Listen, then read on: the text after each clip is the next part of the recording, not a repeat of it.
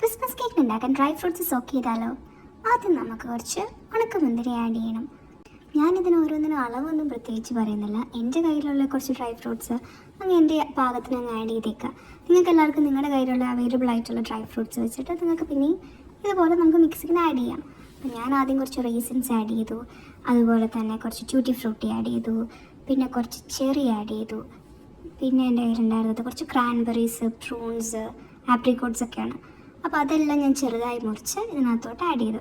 നമുക്കിതിന് ആവശ്യമനുസരിച്ച് നമ്മുടെ ഇഷ്ടങ്ങളനുസരിച്ചിട്ട് നമുക്ക് ഓരോ ഡ്രൈ ഫ്രൂട്ട്സ് മാറ്റാം കേട്ടോ. കാരണം ചിലർക്ക് ചില ഐറ്റംസ് ഇഷ്ടമുണ്ടാവില്ല, അത് നമുക്ക് മാറ്റിയിട്ട് അതിന് പകരം നമുക്ക് മുന്തിരിയോ ഡേറ്റ്സോ എന്താണെന്ന് വെച്ചാൽ ആഡ് ചെയ്യാം. അപ്പം ഞാൻ എൻ്റെ കയ്യിലുണ്ടായിരുന്ന ഡേറ്റ്സ്, പിന്നെ കാരമലൈസ് ചെയ്തിട്ടുണ്ടായിരുന്ന ക്രിസ്റ്റൽ ജിഞ്ചർ അങ്ങനെയൊക്കെ ആഡ് ചെയ്ത് ഞാൻ ഏകദേശം ഒരു 2 ബോട്ടിൽ ഞാൻ നിറച്ച് വെച്ചിട്ടുണ്ട്.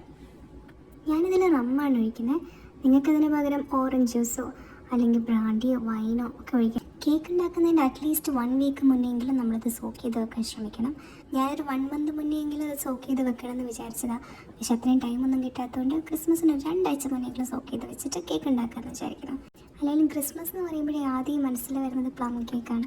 പ്ലം കേക്ക് ഇല്ലാത്തൊരു ക്രിസ്മസിനെ പറ്റി ആലോചിക്കാനേ വയ്യ.